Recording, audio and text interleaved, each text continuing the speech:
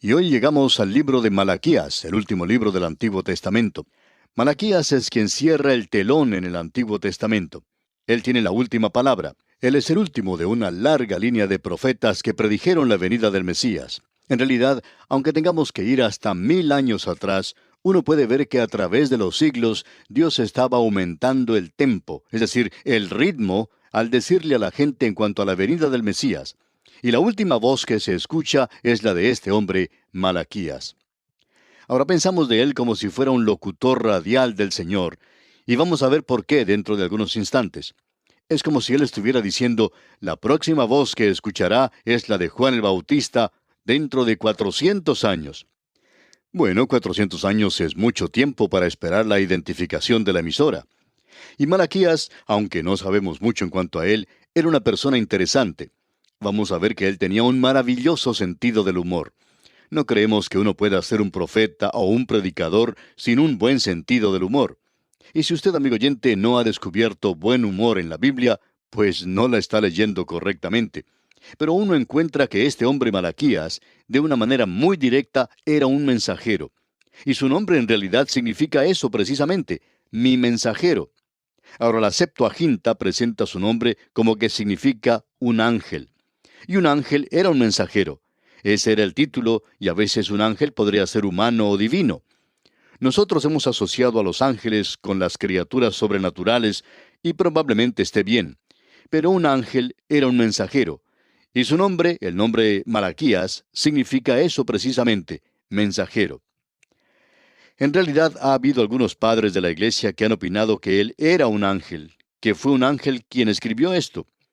Pero eso no estaría de acuerdo con lo demás, ya que no hay ninguna razón para tomar una posición así. Y por supuesto, en el extremo opuesto, uno tiene la opinión de los críticos de tendencia liberal, y ellos dicen que este libro era originalmente anónimo, que Malaquías no significa mensajero y que ni siquiera era un nombre. Bueno, ellos siempre salen con algo así. Pero no es necesario que vayamos a ocupar una posición tan extrema. Creemos que es muy fácil decir que su nombre era Malaquías. Y tenemos una información muy limitada en cuanto a él, de la misma manera que es limitada en cuanto a los ángeles. Algunos han sugerido que él era un ángel, mientras que otros han opinado que este era un libro anónimo. Bueno, no creemos que haya sido anónimo. Si lo hubiera sido, sería entonces el único libro de la profecía que tenemos que sería anónimo. Y no creemos que Malaquías hubiera querido la excepción de la regla, especialmente siendo que él fue el último que escribió. Ahora, la razón por la cual no sabemos mucho en cuanto a él es que él es un mensajero, el mensajero de Dios con un mensaje. Y francamente hablando, amigo oyente, no necesitamos saber mucho en cuanto al mensajero. En nuestra vida diaria, a veces el mensajero de la compañía de telégrafos llega con un telegrama a eso de la 1 de la mañana y es un importante mensaje para usted. Y cuando usted va a la puerta, no le pregunta al mensajero quiénes han sido sus antepasados y cómo llegaron al país. A uno no le interesa mucho en cuanto al mensajero.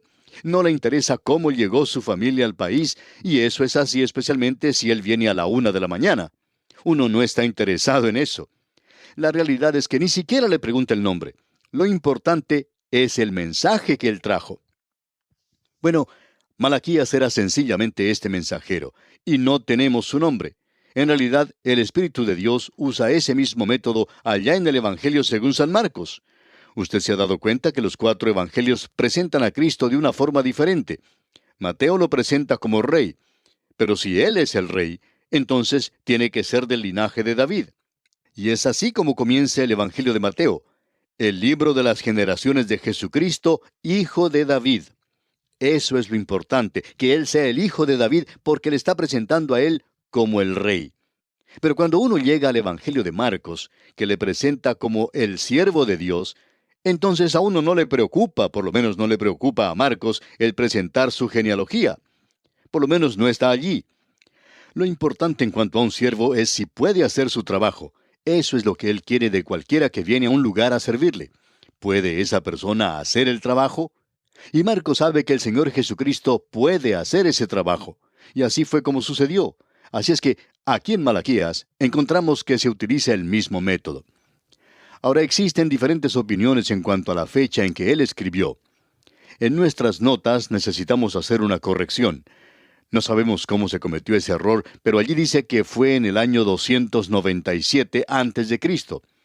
Bueno, la fecha correcta debe ser el año 397 antes de Cristo, y probablemente hemos dado una fecha posterior. Ahora, los eruditos conservadores opinan que él vino en la última parte del siglo V, y eso sería cerca del año 397, pero quizá mucho más temprano, o por lo menos más temprano que eso. Lo importante es que Malaquías era el profeta en la época de Nehemías, como Ageo y Zacarías fueron los profetas en la época de Esdras y Zorobabel y Josué. Así es que lo que tenemos aquí es que este hombre Malaquías concluyó la profecía al tiempo que Nehemías concluía la historia con los libros históricos que tenemos. Y él probablemente profetizó durante el tiempo de la gobernación de Nehemías o inmediatamente después. Él vivió en este tiempo en particular.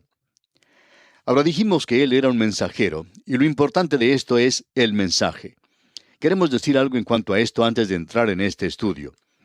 Él mismo utiliza esta expresión de mensajero 3 veces en este libro, y él hace 3 referencias tremendas y significativas a otros mensajes. Ahora, en el segundo capítulo, versículo 7, Malaquías se refiere a Leví, a la tribu de Leví, como los mensajeros del Señor. Y ya que lo tenemos aquí, queremos leerlo, y se nos dice, porque los labios del sacerdote han de guardar la sabiduría, y de su boca el pueblo buscará la ley, porque mensajero es de Jehová de los ejércitos. Así es que esto sugiere que cada mensajero, cada testigo o cada maestro de la palabra es un ángel del Señor, que Él es el mensajero del Señor. Eso nos gusta porque tenemos esto en el libro de Apocalipsis. Usted recuerda que en el libro de Apocalipsis hay mensajes a 7 iglesias, y eso lo veremos dentro de poco cuando comencemos nuestro estudio allí en ese libro. Y están dirigidos a las iglesias. Pero cuando están dirigidos a las iglesias dice al ángel de la iglesia en Éfeso. Así es que creemos que es el mensajero de la iglesia, no algo divino, sino un mensajero humano, al pastor. El autor de estos estudios bíblicos, el doctor J. Vernon McGee, decía que habiendo sido pastor por mucho tiempo, a él le gustaba esa idea de llamar al pastor un ángel. Y ya que se le ha llamado por muchos otros nombres, no sabemos por qué no se le puede incluir también el de ángel. Pero esta es una referencia muy destacada a la que encontramos aquí en Malaquías. Luego, él anunció la venida de Juan el Bautista como mi mensajero. En el capítulo 3, versículo 1 leemos, He aquí yo envío mi mensajero, el cual preparará el camino delante de mí. Y vendrá súbitamente a su templo el Señor, a quien vosotros buscáis, y el ángel del pacto. Hay un tercer mensajero, y es una referencia a Cristo como el mensajero del pacto. Usted puede apreciar entonces, amigo oyente, que el ángel del Señor en el Antiguo Testamento era, por cierto, el Cristo preencarnado. Ahora quisiéramos que usted note algo que hace de Malaquías uno de los libros favoritos para nosotros en la Biblia. Bueno, tenemos otros 65 libros favoritos en la Biblia, pero Malaquías tiene un maravilloso sentido del humor. Y él tenía que tratar con un grupo de gente en aquel día. Y él adoptó un método que en realidad es un método de preguntas y respuestas. Y lo primero que él hacía era citar una declaración, una pregunta que Dios había hecho a Israel. Y luego él daba esta pequeña respuesta que en cada caso era un sarcasmo sofisticado. Era algo arrogante y presuntuoso y a veces hasta insultante. Vamos a ver esto cuando entremos a analizar el texto que tenemos ante nosotros. Y creemos que él tiene unas buenas respuestas de parte del Señor. Y ya que son las respuestas del Señor, el Señor tiene un buen sentido del humor. Y esperamos que usted, amigo oyente, pueda disfrutar de este libro porque es un gran libro. Ahora vamos a ver lo que él nos dice aquí al comenzar el capítulo 1, versículo 1. Profecía de la palabra de Jehová contra Israel por medio de Malaquías. Esto es, por mi mensajero, por medio de mi mensajero. Él es el mensajero que trae el último mensaje de parte de Dios a esta gente. Ahora debemos decir que él va a tratar con los mismos problemas con que trató Nehemías, lo que nos revela que él está hablando en aquel día en particular. Uno de estos es en cuanto a los pecados del sacerdocio. Luego tenemos el casamiento con personas extranjeras, junto con el divorcio de sus mujeres de los israelitas. Y amigo oyente, Dios va a hablar de manera muy dura en cuanto a esto. Y nosotros vamos a tomar el tema del divorcio cuando lleguemos allí. Hay muchas cartas de personas que quieren que nosotros hablemos en cuanto a esto. Bueno, nosotros no tomamos temas de esa manera. Tomamos lo que se nos presenta en la palabra de Dios. Si Dios habla en cuanto a esto, entonces nosotros también hablaremos en cuanto a esto. Así es que el divorcio se presenta aquí, y hablaremos en cuanto a eso y no vamos a hacernos a un lado, estamos seguros de eso. Luego, la tercera cosa que veremos es que la gente estaba demostrando negligencia en cuanto al diezmo en sus ofrendas.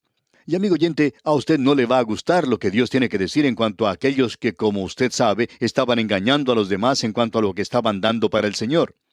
Quizá usted no debería sintonizarnos cuando tomemos ese tema, y ya le vamos a decir cuando estemos hablando de esto, porque quizá usted no querrá escuchar esa porción en particular. Ahora, aquí tenemos entonces esa idea de que nos va a presentar una carga o acusación.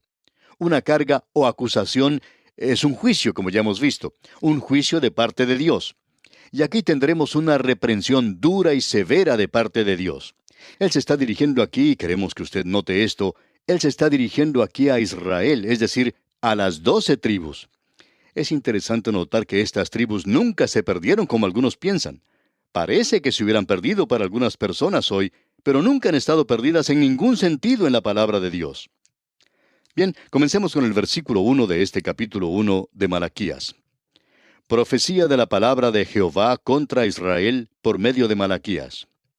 Contra Israel. Todas las 12 tribus están incluidas aquí. Había quizá un remanente nada más de cada tribu, muy pocos de cada una, pero Dios se dirige a cada una de ellas, y nosotros creemos honradamente que de aquí salió a los demás que no habían regresado porque había comunicación de unos a otros, y el libro de Nehemías nos revela eso. Probablemente había mensajeros que iban de un lugar a otro en la cautividad, al lugar donde ellos habían estado en esclavitud, y luego regresaban a Israel. Así es que vamos a ver que este mensaje aparentemente salió a todas las 12 tribus. Luego vemos que en el versículo 2 comienza hablando de una forma realmente maravillosa. Yo os he amado, dice Jehová. Esta es una forma maravillosa de comenzar. Ahora, ¿cómo piensa usted que responderá esta gente a esta expresión? Recuerde, amigo oyente, que ellos han regresado, y eso ocurrió en la época de Nehemías, aunque estaban un poco desanimados por haber reedificado los muros de Jerusalén, y bajo Nehemías ellos construyeron otra vez esos muros, y parece que hubiera cierta prosperidad. Y luego ellos están pasando por una forma nada más de adoración en este templo reedificado. Ellos están solamente llevando a cabo ciertos ritos. Y superficialmente todo parecía andar bien.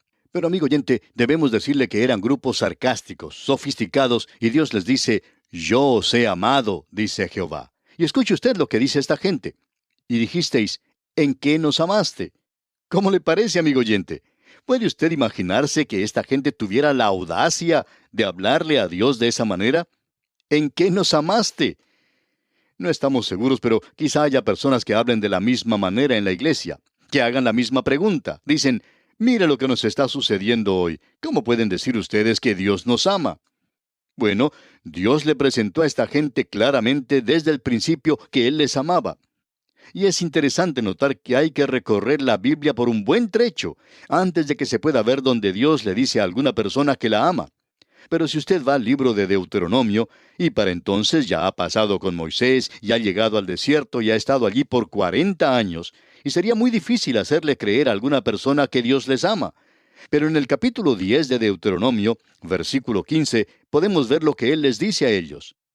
Solamente de tus padres se agradó Jehová para amarlos. Dios no había estado diciendo eso.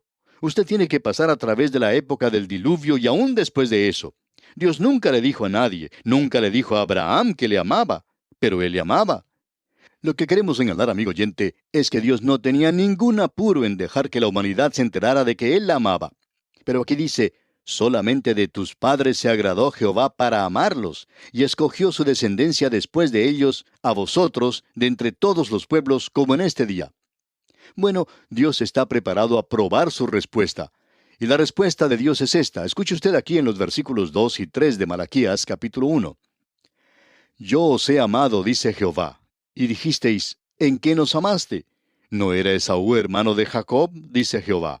y amé a Jacob y a Esaú aborrecí, y convertí sus montes en desolación, y abandoné su heredad para los chacales del desierto. Esta es una declaración extraordinaria la que Dios está haciéndole a esta gente. Ellos estaban haciéndole preguntas, ellos estaban dudando del amor de Dios. Dios les recuerda a ellos el origen de su nación. Jacob y Esaú eran mellizos, pero Dios hizo una diferencia entre ellos al mismo principio. Pero fue como 1500 años después que Él declaró, como lo hace aquí, que Él les amaba. Ahora esto presenta un problema. ¿Por qué diría Dios que amaba a Jacob y aborrecía a Esaú? En cierta ocasión un estudiante en un seminario bíblico se acercó a su profesor y le dijo que tenía un problema. Y el problema era, ¿por qué Dios amaba a Jacob y aborrecía a Esaú? El profesor le preguntó cuál era su problema. Bueno, le dijo el estudiante, ¿por qué dice que aborreció a Esaú? El profesor dijo que también tenía un problema con ese versículo, y era, ¿por qué amó Dios a Jacob? Ese es el verdadero problema. Y amigo oyente, ese es el verdadero problema. ¿Por qué Dios dice que Él amó a esta gente? Pero debemos comprender una cosa. Dios nunca había dicho esto, sino hasta cuando Jacob y Esaú llegaron a ser dos grandes naciones y tuvieron una larga historia. Y Esaú con su vida y la nación que le seguía también demostraron lo que era. Pero aquí tenemos a esta gente, aunque eran desobedientes a Dios, un remanente siempre se volvía a Él. Y Dios dice allá en la epístola a los Romanos capítulo 9, versículo 13, como está escrito, a Jacob amé y a Esaú aborrecí. Quiere decir que aunque esta nación había fracasado, ninguno de ellos merecía el amor de Dios, aún así había ese remanente que se volvía a Dios, y Dios por tanto decía que amaba a Jacob. Dios conocía lo que había en su corazón, sabía que había un deseo en el corazón de este hombre por él. Pero Esaú no tenía ese deseo. Y no es necesario tener una historia de 1500 años antes que Dios estuviera preparado para hacernos una declaración de este tipo. Necesitamos comprender esta declaración, que el amar y el aborrecer son diferentes por esta razón. La vida de la nación que salió de Esaú, la cual es Edom, y la vida de la nación que salió de Jacob, demuestran que Dios tenía razón cuando dijo que amaba al uno y aborrecía al otro. De paso, digamos que eso nos revela algo que nosotros debemos enfrentar en el presente. Vamos a estar hablando de esto más y más, pero vamos a dedicar mucho tiempo a hablar del amor de Dios. Sabe, amigo oyente, que si Dios es amor, también aborrece, porque uno no puede amar sin aborrecer. Alguien ha dicho que estas dos cosas van muy juntas, y hablando honradamente creemos que es así. Porque si Dios ama lo bueno, entonces, naturalmente, Él tiene que aborrecer lo malo. No puede ser de otra manera. Y eso es exactamente lo que encontramos aquí. Dios dice que a causa de su vida, a causa del mal que había allí en este hombre y que se demostró a sí mismo en la nación y en la historia de la nación de Israel, que Dios es justificado, aunque Él no hizo esta declaración al principio. Ahora, la historia de la nación de Israel es diferente. Dios nunca dijo al principio que amaba a uno y aborrecía al otro. Tuvo que esperar hasta que llegaran a ser naciones. Y estas dos naciones están demostrando que Dios tenía razón. Bien, amigo oyente, vamos a detenernos aquí por hoy. Seguiremos este pensamiento, Dios mediante, en nuestro próximo programa. Como usted puede ver, este estudio del libro de Malaquías promete ser un estudio muy interesante. Le invitamos pues a que nos acompañe. Mientras tanto, le sugerimos que usted lea todo el capítulo 1 de este libro de Malaquías para que esté mejor familiarizado con su contenido para cuando lleguemos a nuestro próximo estudio. Que Dios derrame sobre usted sus ricas e incontables bendiciones.